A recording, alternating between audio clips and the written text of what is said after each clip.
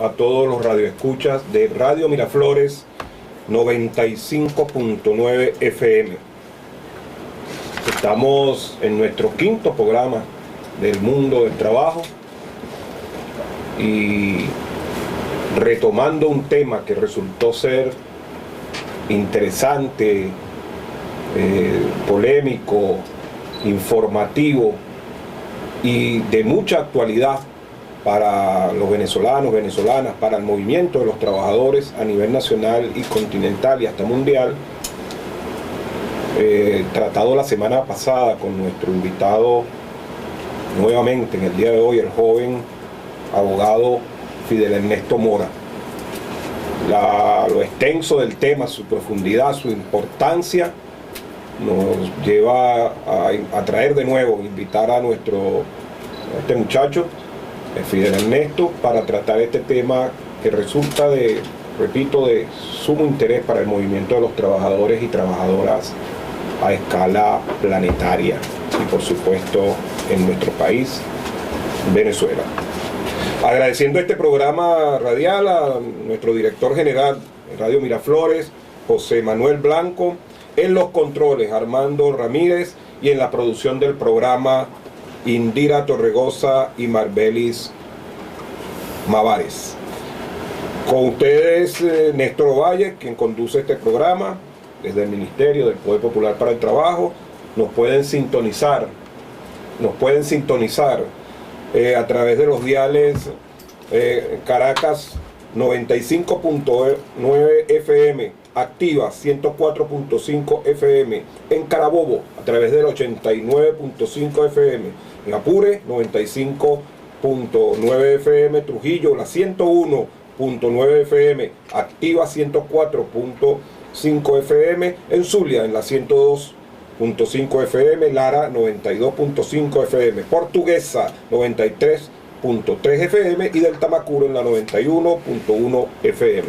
Piso @MPPPST Piso es la cuenta del ministerio, y la cuenta Twitter de este programa espectacular @Mundo Trabajo BE. También estamos en Instagram @Néstor Ovalles Piso, en Facebook también Néstor Ovalles, y por supuesto FM Miraflores es la cuenta Twitter de nuestra querida Radio Miraflores. También estamos transmitiendo en vivo por Periscope y Facebook Live. Aquí también nos pueden escuchar, al mismo tiempo pueden ver este maravilloso programa. A través de sus teléfonos pueden también sintonizar el programa por www.radiomiraflores.net.be, y bueno, recuerden visitar también la página web del ministerio www.mppst.gov.be, donde tendrán la nota de prensa de este programa, y en YouTube también en horas de la tarde tendrán listo este programa para las personas que no pudieron verlo o escucharlo. Está allí disponible en esta red social. Adelante, ministro. Un nuevo fantasma recorre Europa, parafraseando a uno de los padres o los padres del socialismo científico, Carlos Marx y Federico Engels, el fantasma de la contrarreforma neoliberal.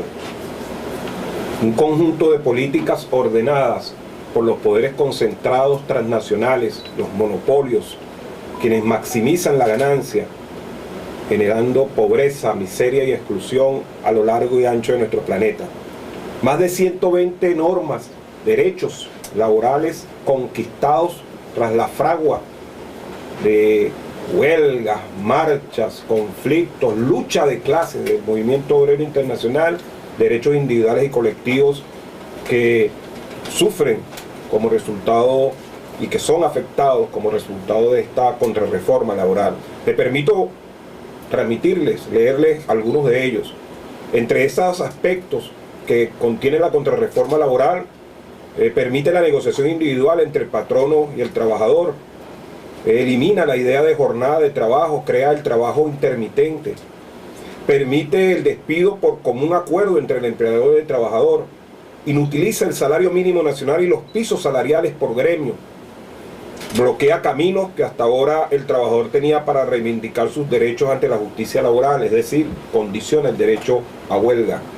Permite que la negociación colectiva con el patrono se reduzca derechos que aún quedan en la ley, y permite que el trabajo de mujeres embarazadas en ambientes considerados insalubres. También inviabiliza la ley, los reglamentos que rigen sobre la Convención sobre el Trabajo Doméstico y que garantizan los derechos históricos a las mujeres trabajadoras en el hogar.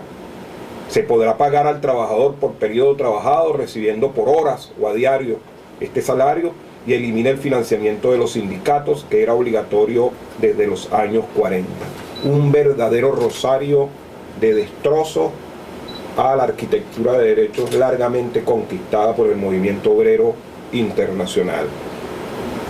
Una suerte de ofensiva lanzada en contra de la posibilidad de la clase obrera internacional de cumplir con lo que es su objetivo histórico, su mandato histórico. Un mundo humano para los humanos, una sociedad para el buen vivir, una sociedad socialista.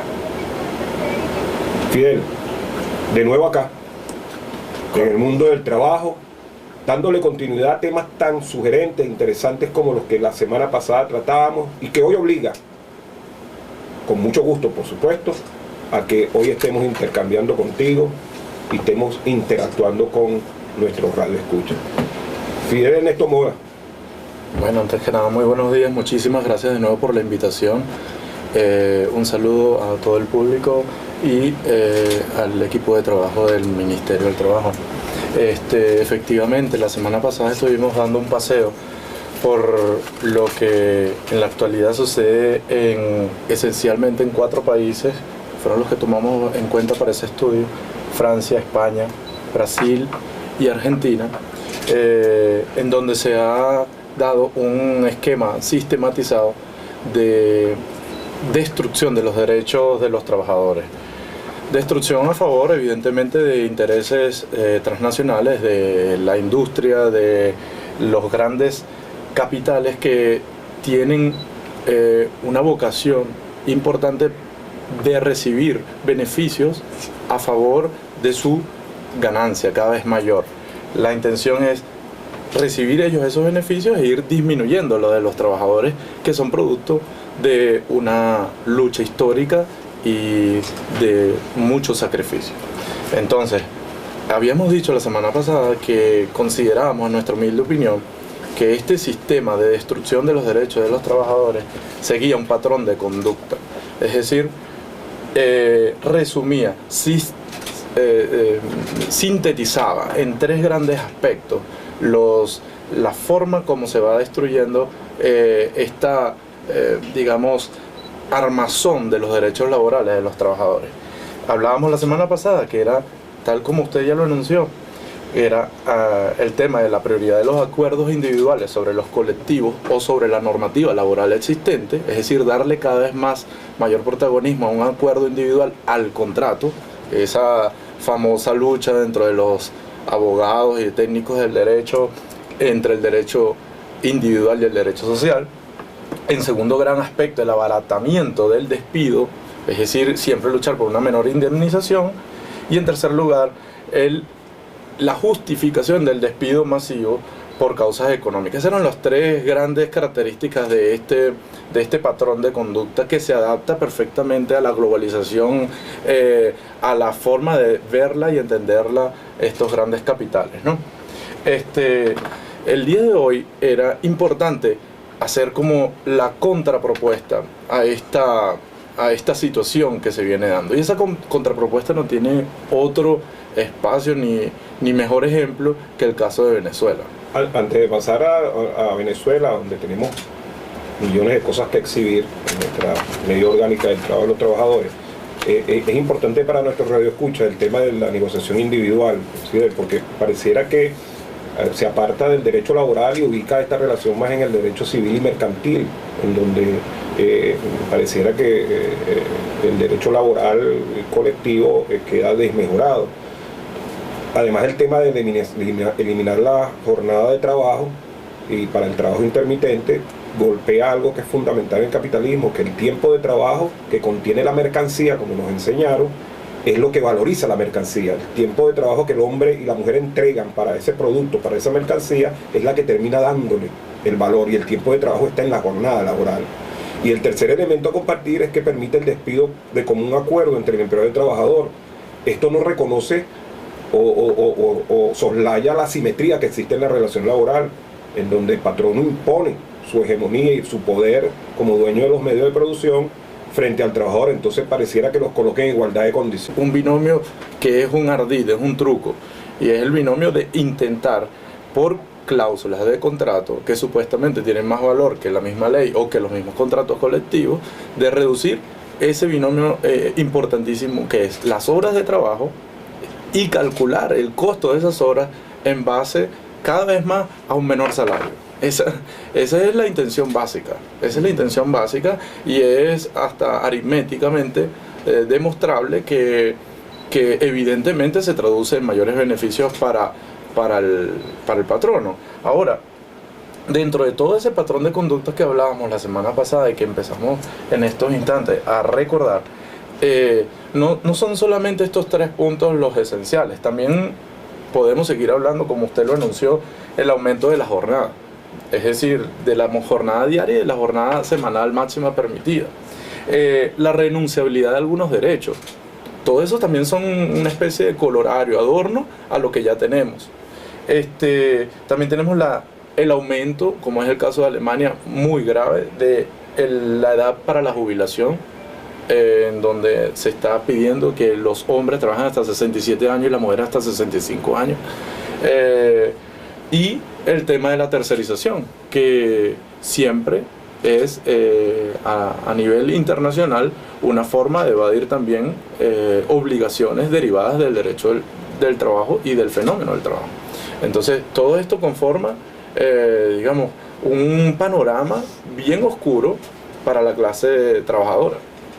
¿Cómo responde Venezuela, la digna patria de Bolívar y de Chávez, con un presidente obrero indeclinable en su decisión de darle continuidad a una revolución bolivariana que recobra la patria para los preteridamente olvidados, para los camisas, espaldas mojadas, para el pueblo venezolano, el pueblo chavista?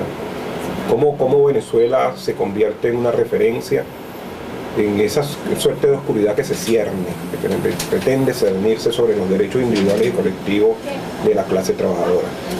Pasemos revista a eso, Fidel.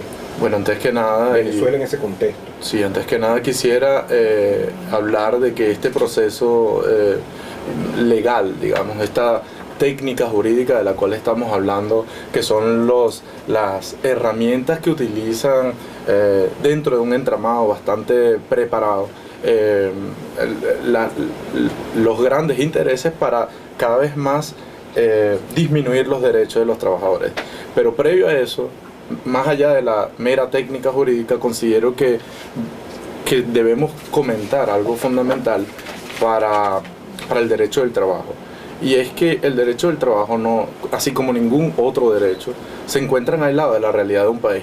Y la respuesta a su pregunta, ministro, mi opinión es que Venezuela reacciona ante una situación como esta a nivel mundial con dignidad.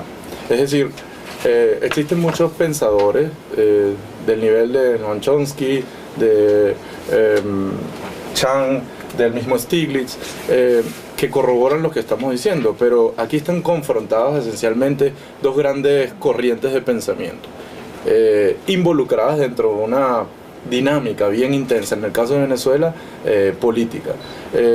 Allí considero que somos de los creyentes en un mundo diferente, en una posibilidad donde deba rescatarse los derechos de los seres humanos, en una posible relación laboral digna, en donde existan realmente los derechos a una productividad en armonía.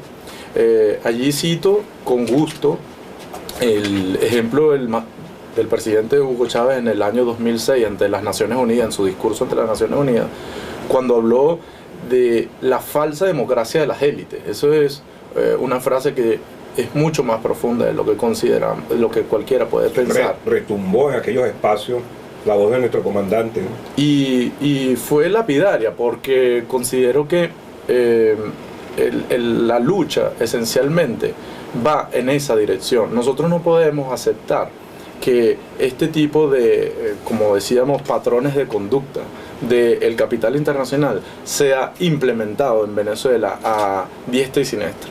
Es decir, a la fuerza, o sin ningún tipo de discusión o debate. justamente aquellos que luchamos por un mundo diferente, por un mundo más justo, intentamos que todo se dé dentro del debate. Y Venezuela, este humilde país, pero gran país, está en la capacidad, o ha hecho desde el año 1999, un edificio, una construcción que sirve de barrera de protección, de muro de contención contra estas intenciones del llamado patrón de conducta del cual hablamos. ¿Cuáles son esos ladrillos? Los ladrillos de ese muro, de esa arquitectura, edificio. Exactamente. Esa arquitectura la podemos considerar para derechos individuales, colectivos. Para hacerlo visualizar, para hacerlo entender de una manera más didáctica. La podemos considerar en dos grandes etapas. La primera etapa, que sirve de muro de contención, de defensa contra estos ataques, es el fundamento o base. Es decir, los cimientos de este trabajo, de este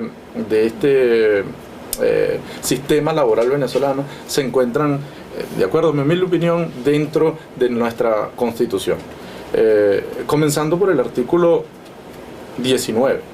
En el cual se manifiesta la irrenunciabilidad y progresividad de los derechos, y considerando además el trabajo como un derecho humano, ministro, algo fundamental, que a su vez tiene que ver con los tratados que Venezuela ha suscrito en materia de derechos humanos.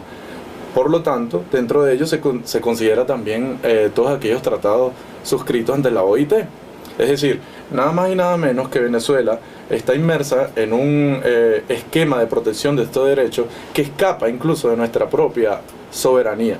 Es decir, ya pasa a ser algo supranacional. Es una hipotética situación que ya inclusive se deslumbró por algunos intentos realizados desde el Parlamento, desde la Asamblea Nacional, de retrogradar en esos derechos. Como usted nos dice, eso estaría impedido por el blindaje constitucional. Exactamente. Por la coraza que representa la primogénita, la Constitución de la República Bolivariana de Venezuela. Nos acercamos a un corte en esta primera parte de este interesante programa, un poco para seguir tratando el tema de la contrarreforma laboral, y Gaetano Veloso, Bossa Nova. Compartimos nuestro hashtag del día del programa, @MiPatriaFrenteEnAlto. Vamos pues, guerrilla comunicacional, a combatir en esa red a través del hashtag @MiPatriaFrenteEnAlto, a través de nuestro correo del mundo del trabajo @gmail.com, en nuestra cuenta. Vamos a participar, a interactuar. Fidel, informan que, por ejemplo, en Francia el 70% de la población ha rechazado la reforma, y que interminables marchas se realizan frente a la eliminación del piso y el techo para la indemnización al despido y a la disminución de los sindicatos. Bueno, eso está pasando allá y la clase obrera está enfrentando eso. Pero seguimos en Venezuela. Resulta interesante lo que hablábamos sobre la progresividad y la intangibilidad de los derechos laborales que contiene y contiene nuestra legislación y resguarda nuestra Constitución bolivariana. Venezuela, sí. Venezuela, el campo laboral, los derechos laborales y la revolución bolivariana. Ok. En este punto es necesario, ministro, hablarle al público y a los usuarios y usuarias sobre también una limitación que tenemos acá de tiempo. El derecho laboral es una materia que se estudia en universidades, en especialidades, y por tanto no queremos tener ni siquiera la intención de abarcar todo el tema, pero sí darle herramientas a la gente, dar pequeños tips, pequeña información para que en base a eso tengamos conciencia de los derechos que tenemos, y no desde un punto de vista meramente técnico, porque el derecho es simplemente una herramienta para los seres humanos, sino desde el punto de vista práctico, que la gente pueda observar realmente en qué se traduce toda esta cantidad de derechos que yo tengo consagrados, bien sea en la Constitución o bien sea en la Ley Orgánica del Trabajo. En este caso, hablábamos en primer lugar del sistema integral de defensa que tiene nuestra Constitución en materia del derecho del trabajo. La primera parte es el artículo 19, en donde hablábamos de el derecho del trabajo como un derecho humano integrado al sistema de derechos humanos y por tanto a los tratados suscritos con la OIT. En segundo lugar, tenemos esencialmente como parte de ese basamento el artículo 87, 88, 89 de la Constitución Nacional de la República Bolivariana. En especial el artículo 89, al hablar de la progresividad de los derechos y la irrenunciabilidad de derechos, nos da a nosotros la garantía de manera constitucional que aquí no puede venir un sistema de flexibilización laboral a reducirle los derechos ya consagrados a la gente. Eso, por más obvio que suene, es en estos países que hemos hablado en los programas anteriores, en el programa anterior y hoy, es la intención que están cristalizando. Y por tanto, en Venezuela, mientras no modifiquen para mal esta constitución, estos derechos son irrenunciables. También debemos decir que parte del ejemplo de dignidad que da Venezuela con estas leyes laborales, es importante para mí nombrar que, de acuerdo a lo que consideraba Marx, que el derecho es la voluntad de la clase dominante, erigida en ley. En Venezuela, la clase dominante en esta materia es la masa de trabajadores. Tanto así que tenemos por primera vez un presidente obrero, un presidente que está casado no solo con el texto constitucional, sino con la ley de sus trabajadores y las trabajadoras. Eso es importante decirlo, porque de esa manera vemos que está expresada en nuestra constitución y en las leyes la voluntad de la mayoría trabajadora. Si esta voluntad, digamos, cambiase por alguna razón, podemos tener el riesgo de que este texto también cambie, sea víctima de cambio. Y eso es lo que ninguno de nosotros desea. Asimismo, la Constitución en el artículo 91 habla del principio igual salario, igual trabajo. Eso es fundamental para evitar justamente la explotación por la razón que sea, bien sea por razones de sexo, bien sea por razones de tendencia, bien sea por razones de ideología. A igual trabajo, igual salario. Eso es algo que también suena muy sencillo, muy básico, pero lo hablábamos en el programa anterior, se dan ejemplos a diario en el mundo de violación de este principio, en donde se explota, se le saca el jugo a una persona para obtener mayores beneficios en una determinada empresa. La semana pasada fue con el ejemplo de México y Estados Unidos. Asimismo, y como último ejemplo que nombro de la Constitución venezolana, el artículo 95 y el 96 garantizan la negociación colectiva y la libertad sindical. Con este sistema tenemos una primera fase de defensa de esos derechos a los cuales esta tendencia internacional intenta atacar constantemente. La segunda fase empieza ya con la especialización, digamos, a través de la ley orgánica de los trabajadores y trabajadoras de cada uno de estos derechos que a continuación podemos seguir explicando. Sí, se me ocurre que cuando señalaba el derecho es la voluntad de la clase dominante, hecha ley, que Venezuela es en contracorriente, ¿no? Aun cuando se mantiene el marco normativo y digamos la técnica jurídica para producir las leyes, para formar las leyes, aquí tienen un contenido de pueblo, un contenido de clase obrera muy importante, pero además no excluye, no voltea la espalda a otros sectores importantes de la sociedad como son los patrones, los emprendedores, los empresarios. Nuestra ley orgánica del trabajo entiendo que tiene un título quinto que es hermosísimo y que entiende a las fábricas, a las empresas como centros de estudio, como centros de formación y autoformación para la clase trabajadora. Y que empresario en el mundo y en Venezuela no quiere tener que su fábrica talentos desarrollados, trabajadores formados y autoformados ellos mismos, para que eso redunde, por supuesto, como un valor agregado en la productividad, en la necesaria revolución económica, que es fundamental si se tiene a una clase trabajadora en permanente formación y autoformación, como lo establece el título quinto de nuestra ley orgánica del trabajo. De tal manera que no pudiéramos seguir blandiendo a nuestra ley orgánica del trabajo como una suerte de amenaza, sino que contiene bondades para el movimiento de los trabajadores, pero también para el sector empresarial del país, que encuentra en nuestra ley orgánica del trabajo un marco normativo que le da oportunidades en un país de oportunidades como lo es Venezuela. Es en ese sentido en donde nosotros debemos y nos obligamos a seguir interactuando entre realidades como las muy cercanas en Brasil y Argentina, en donde, como decíamos la semana pasada, se han producido retrocesos significativos en cuanto a los derechos individuales y colectivos. Han golpeado severamente el tema de la jornada laboral en Brasil, y también el tema de la prevención social y de la seguridad social. Sobre ese tema probablemente no alcance en nuestro escaso tiempo para detenernos, pero sí resaltar lo que en esa dirección se ha hecho acá en Venezuela.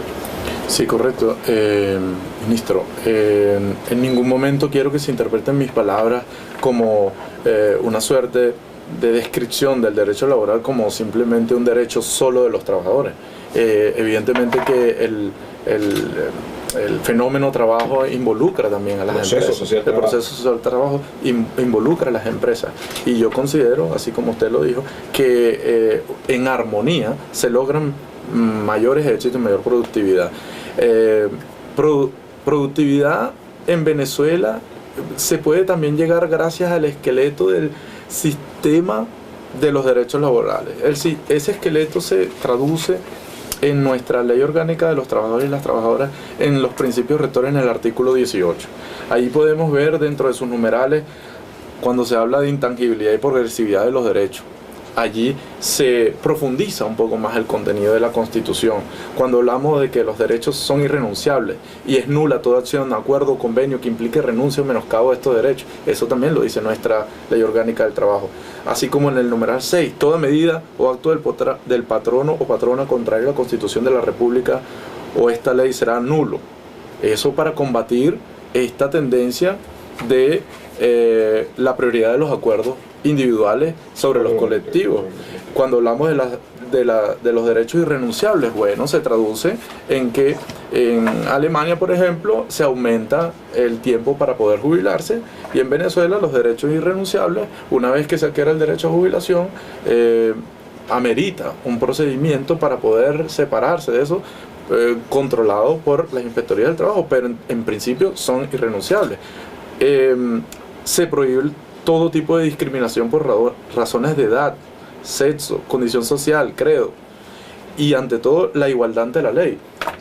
Ese es el artículo 18 de nuestra ley orgánica del trabajo. Sin embargo, entiendo, y pudiéramos desarrollarlo un poco más adelante, brevemente, que ese es parte de un equipo, Fidel, que con el magistrado Mora está reflexionando sobre un tema que es importante para que esto no sea simple un poema, o sea, letra en la ley, sino la institucionalidad sobre la cual se soporta el cumplimiento de la ley, es decir, la justicia en sede administrativa. Pudiéramos reservar una parte ya hacia el final del programa para hacer algo en lo que nosotros no renunciamos, a hacer la crítica. Aún como ministro del Trabajo no nos sentimos como todos revolucionarios conformes con lo que tenemos, y por supuesto se ha iniciado un proceso de análisis, de diagnóstico de nuestras inspectorías, de nuestras procuradurías, de nuestra institucionalidad del trabajo, de la justicia en sede administrativa, para avanzar en una transformación revolucionaria de las mismas, y que no opere lo que en Brasil, Argentina y Francia y España, que es el bloqueo de los caminos para que pueda reivindicar su derecho ante la justicia laboral. Es decir, el desmantelamiento de la justicia laboral en sede administrativa que se está produciendo en esos países. Es decir, usuarios y usuarias, que desaparezcan los ministerios del trabajo, como la justicia de accesibilidad, como la justicia de mayor proximidad a la clase trabajadora. Un poco para dejar eso en el aire y ver cómo más adelante ya ponemos puntos sobre ese tema. Es correcto, en esa misma sintonía, apartándonos del tema de accesibilidad a la justicia y la justicia administrativa, que entonces lo retomaremos al final, tenemos el artículo 22, que es una forma de combatir a ese patrón de conducta del cual hablábamos, cuando se habla de que el trabajo prevalece la realidad sobre las formas o apariencias. Es decir, no habrá forma o apariencia que se le dé a un contrato o una relación de trabajo para que la misma evada las intenciones que tiene de protección de los derechos de los trabajadores en la ley. Haga fraude. Exactamente. Haga fraude a la ley. Entonces, este artículo 22 es importantísimo también dentro de todo este sistema, porque va justamente a la médula. El artículo 22, primacía de la realidad sobre la forma. Entonces, habla también de la característica esencial del derecho del trabajo, que es un derecho real del día a día, del trabajo, de la historia, de la relación humana patrono-trabajador. y patronos y trabajadores entre ellos también. Entonces, esto es parte de ese uno a uno, de ese cabeza a cabeza de los dos planteamientos que existen actualmente en esta realidad económica y jurídica que tenemos en el mundo. Asimismo, tenemos el artículo 47 y 48, en donde se define, por un lado, la tercerización, y en segundo lugar, en el 48, se prohíbe la existencia de ella en las condiciones y forma que la misma ley plantea. Después tenemos el artículo 141, solo para destacar algunos artículos que son justamente la contrapartida a lo que se está sucediendo ahorita en Francia y en España, que es la garantía de las prestaciones sociales. El artículo 148 es la protección contra despidos por causa técnica económica. Mientras decíamos que la tercera característica fundamental de esta flexibilización universal que está sucediendo es justificar los despidos por causas económicas y despidos masivos donde Alemania, Francia sus trabajadores han sufrido de esto, Venezuela, en el artículo 148, realiza una protección contra despidos por causa técnica y económica y le da capacidades al Ministerio del Trabajo de ocupar esas fábricas. Estas son las juntas administradoras especiales, una con la participación del patrono, en el 148, y la otra una junta administradora especial con el 149, que es cuando el patrono se va del país, como ha sucedido con empresas como Kimberly, Guardian, y otras en las que el Estado venezolano, con la ley en la mano, el gobierno del presidente Nicolás Maduro, ha producido la instalación, no la ocupación, la instalación de una junta administradora especial que proteja esos puestos de trabajo para los trabajadores y para su familia. De manera que no estamos hablando entonces de meros términos técnicos y tecnócratas sobre el derecho, sino que aquí estamos hablando de cosas que sí se traducen en el día a día de los venezolanos y venezolanas.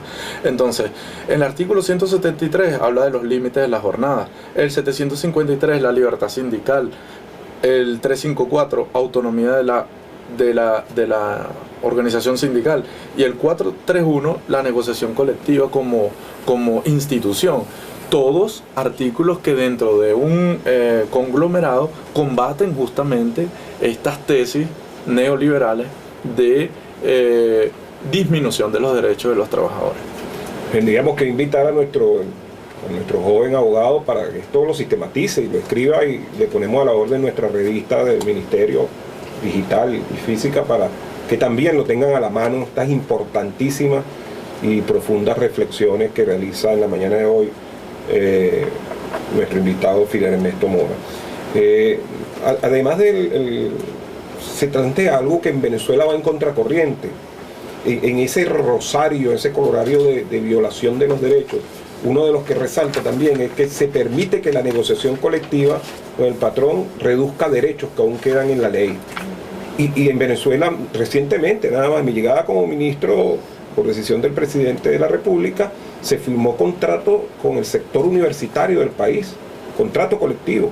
Se firmó contrato con una importante acería que es Sidor, una referencia a nivel regional, continental, y se firmó contrato después de 10 años con quien lleva las aguas, pues el tema de las aguas que pretendió ser privatizada también, recuerda Fidel, en la década oscura del neoliberalismo, que el agua representaba un negocio que debía ser privatizada. Se firmó contrato después de 10 años con los trabajadores de las hidrológicas. Es decir, en contracorriente de esto de reducir los derechos que aún quedan en la ley y dar el adiós, como lo escribe aquí, el ocaso a las contrataciones colectivas, es lo que se vive en esos países, mientras acá en Venezuela le damos la bienvenida permanentemente y nuestro presidente instruye, orienta y ordena que se discutan las contrataciones colectivas. Eso es la discusión del contrato colectivo en Venezuela, necesidad y posibilidad en un justo equilibrio.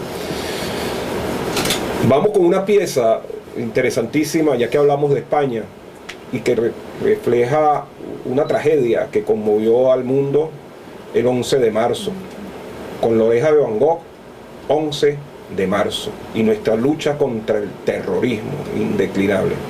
Volvemos, Radio Miraflores, 95.9 FM, a su programa El Mundo del Trabajo.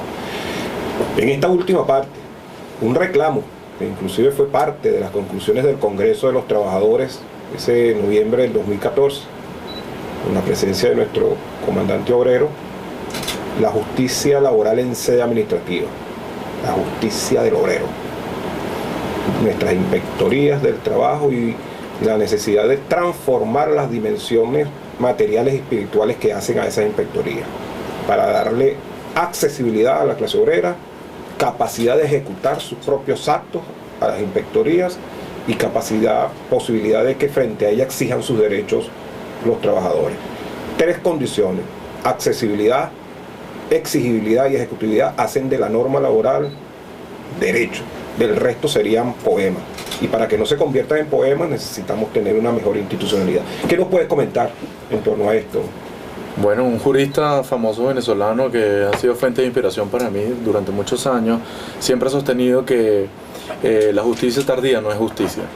En ese camino, el jefe, en este caso mi ex jefe, mi padre y presidente de la Sala de Casación Social, emprendió una obra bastante importante en Venezuela que logró la transformación de un modelo absolutamente moderno y que cumple con todos los requisitos que pide tanto la Constitución como la Ley Orgánica del Trabajo, y la modernización de todos los tribunales laborales. Yo considero que la justicia en sede administrativa debe dirigirse hacia esos mismos estándares de calidad que se logró en la materia laboral, en donde a través de esencialmente la mediación de los jueces, el trabajo de los jueces de instancia, de mediación y de ejecución, y de los jueces superiores, se logró llegar a estándares internacionales que son realmente ejemplo para muchos países. Ministro, me permito la libertad de decir que hay cosas que están sucediendo en Venezuela que son destacables, que son importantes, que han sido logros profundos y que han meritado una gran cantidad de trabajo. Esos logros no pueden ser borrados o no se pueden enturbiar por la dinámica bien compleja que tiene nuestro país y evidentemente por muchos de los errores que suceden y que son parte de la gestión durante este tiempo que tenemos en revolución, en cambio. No podemos observar las cosas siempre con tonos negros o blancos. Hay tonos grises, como todo en la vida. Es decir, hay posibilidades de lograr cosas grandes en un país como Venezuela a pesar de las dificultades. Y una de esas muestras fue lo que logramos en materia laboral. Y logramos porque considero que fui parte de ese equipo de trabajo. Eso mismo también es posible en la materia de sede administrativa. Figura y mi padre, de esa comisión presidencial. Eso es correcto. Y nosotros, como testigos de excepción, estamos a disposición de colaborar con el Ejecutivo Nacional, en este caso con el Ministerio que usted preside, que usted lleva, sí preside, dirige, tiene bajo su responsabilidad, para contribuir en la medida de lo posible a darle solución a la gente y a los usuarios en sobre todo la materia de justicia administrativa, que sería también otra cristalización de los derechos que ellos de manera sustantiva tienen y que pudieran de manera vehemente poder observarlos, cómo se concretizan. Allí considero yo que tenemos gente capaz, tenemos los recursos, tenemos la intención de hacer un cambio y de lograr saldar esta deuda que tenemos en materia de sede administrativa para tener, junto con en materia de sede jurisdiccional, una justicia administrativa del trabajo tal y como lo pide la Constitución y el artículo 23 de nuestra ley orgánica. ¿Verdad que uno sueña con eso al lado de nuestros hermanos de clase, la clase obrera, todo sueña con esa posibilidad, ¿no? Y ahora frente a esta responsabilidad no abandonamos eso y por supuesto ese equipo que estudia esto, la posibilidad de que podamos avanzar con victorias tempranas en torno a la posibilidad de esta nueva justicia, revolucionaria justicia en sede administrativa, que reclama tanto la clase trabajadora, aun cuando teniendo, digamos, no tan eficientes inspectorías, tenemos, Fidel Mora, cosas que valorar y por las cuales luchar y no perder. Hemos intentado que este programa, nuestro movimiento de trabajadores, nuestro pueblo, compare, haga comparaciones. Europa, Francia, España, América, Brasil, Argentina, Venezuela, en medio de las más terribles dificultades e inconformidades con nuestra institucionalidad, por ejemplo, las inspectorías, pero en una certeza absoluta, una claridad absoluta de que este es el derrotero, este es el camino. Y tenemos brújulas, tenemos carta de navegación, Constitución bolivariana, Constitución de la República, futuramente blindada en el marco de la Asamblea Nacional Constituyente y nuestra Ley Orgánica del Trabajo.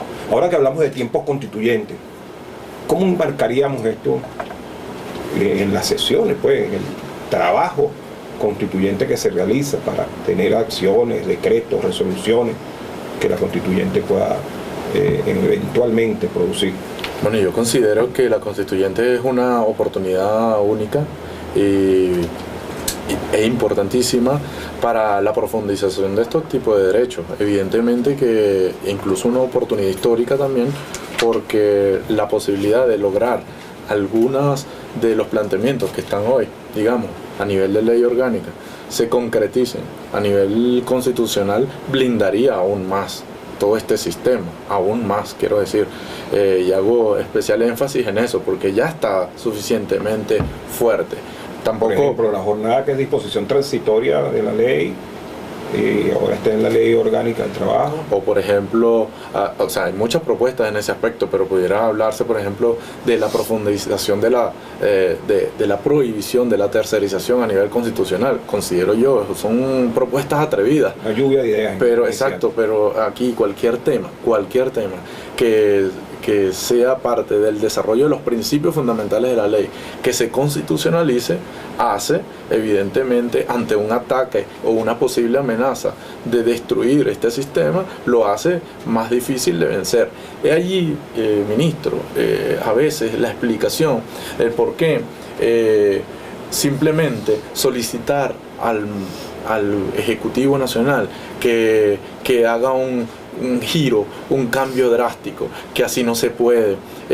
Hay muchos factores en este país que ante el debate, ante la posibilidad de hablar de constitución, de leyes, de defensa de estos derechos, de corregir cosas que hay que corregir y de mejorar lo que hay que mejorar, prefieren utilizar atajos para de esa manera evadir todo este sistema, porque saben que si se van por la Constitución, saben que si se van por la Ley Orgánica de los Trabajadores y las Trabajadoras, van a conseguir demasiados obstáculos para lograr vencer los derechos de los trabajadores.